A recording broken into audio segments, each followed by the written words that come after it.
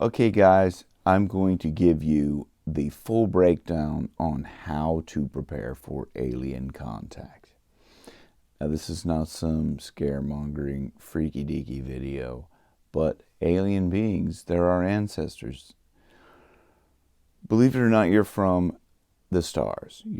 We're all star people. We came here because we we incarnated back on this planet to try and get something correct, and we're not getting it correct. So the aliens, the beings, are going to come back to help us, right? So here's how to prepare for contact with the beings, the aliens, whatever you want to call them, star people, the Atlanteans, whatever. They're all out there, and they're coming to help us. They're coming, well, they're already here, and they are helping. They are talking to a lot of people, or they're communicating with a lot of people. They're showing themselves.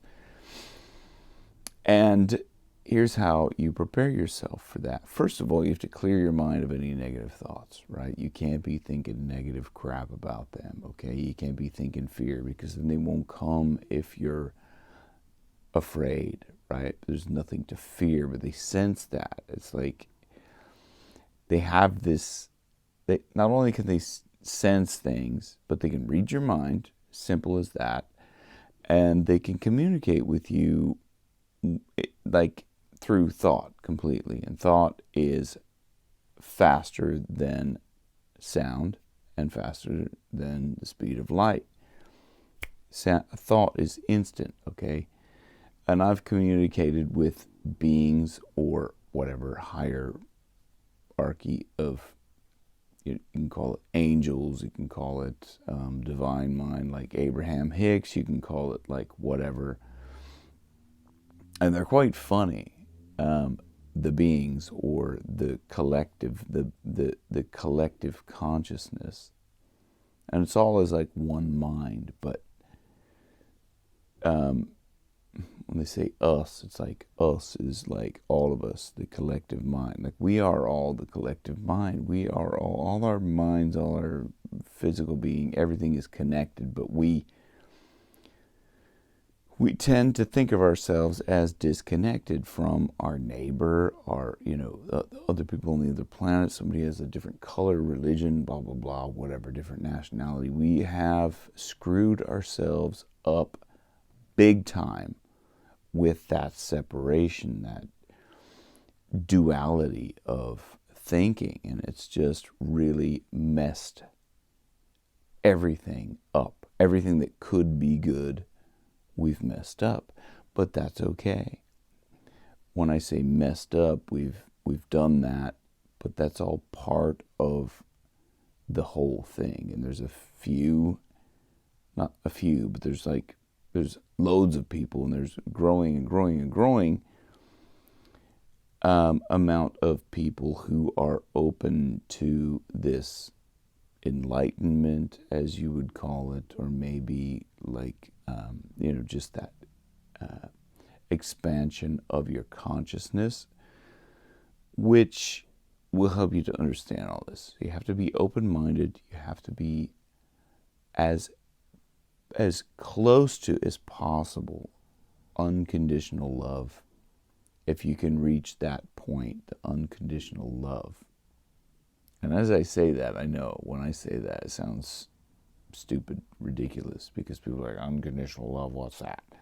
Well, the only love is unconditional. I've said it before on this channel. I'll say it again. Excuse me. That's not the C, by the way. That's just a little cough. I can't taste or smell anything, but it's not the C. I'm joking. Little funny there. But unless you've unfortunately lost one of your relatives or something, I apologize in that way if it offends you. But no one ever dies. So I apologize in that 3D sense, but at your core that nothing ever dies. So you'll forgive me of that, because I forgive you, and I forgive me, and I forgive everyone. that is part of the way to unconditional love, is you don't see, for example, if you were triggered by that, you'd be like, oh, I like what he's saying. Oh, now I don't. You'd just be like, well, I still love the person. Like if someone cuts you off in traffic, can you still put out that love to them? Right? If somebody cuts you your line in the grocery store, if somebody steals from you, if somebody calls you a name, if somebody like yells at you, or I'm just trying to think of like what thing triggers you and gets you annoyed. Can you just still say, I love them unconditionally? Because when you can do that, you forgive everything, because nothing is unforgivable. Nothing is, you won't even like think, I have to forgive somebody, because you have that unconditional love anyway. It's just, I love you, and look, maybe the thing that you did I don't agree with, but it doesn't matter. I still love you. So anyway, as you can get, just digressing there a little bit, that's one of the main things, okay, is to love unconditionally. And then by meditation, you can communicate with them. You'll start to hear that more.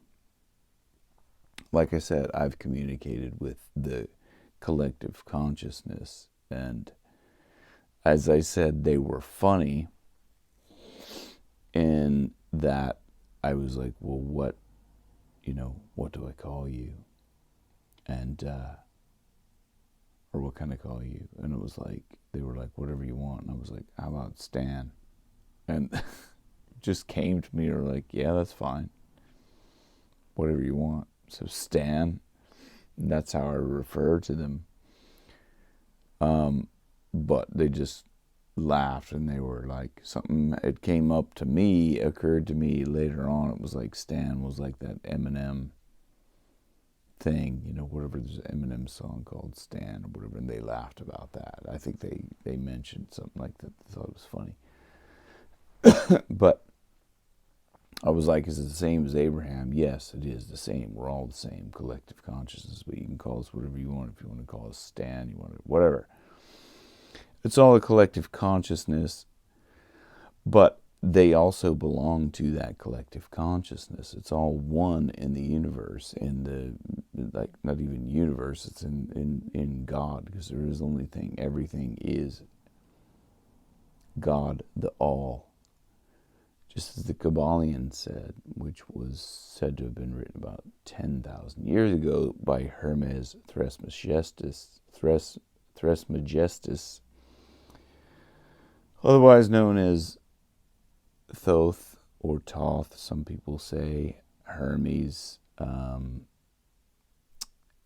there was, I think that's all the kind of names that he went by. But anyway, so it was said to be written by him about 10,000 years ago. But it says the all is in the all, and the all is in all. So when you think about that, you go, geez, that's very convoluted. What the hell does that mean? So all, basically meaning every single thing, is in the all. The all being God, the universe, divine mind. Everything is like the computer game. It's like if you think of it as a game. Everything is in the game.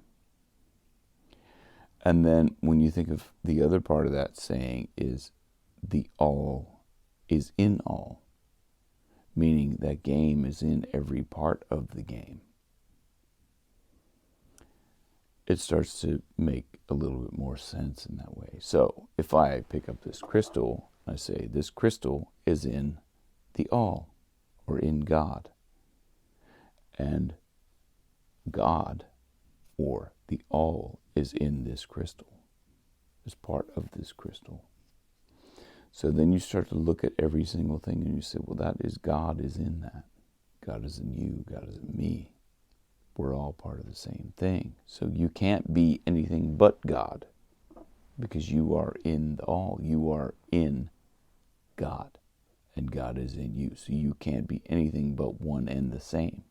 So nothing is not God. It's impossible.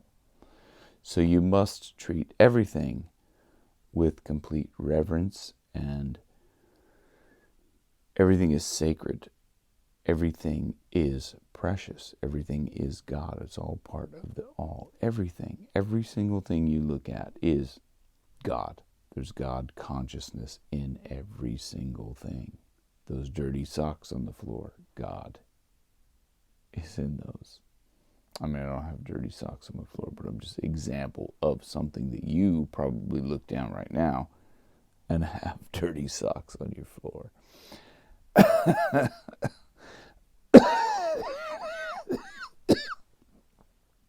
It's not the sea.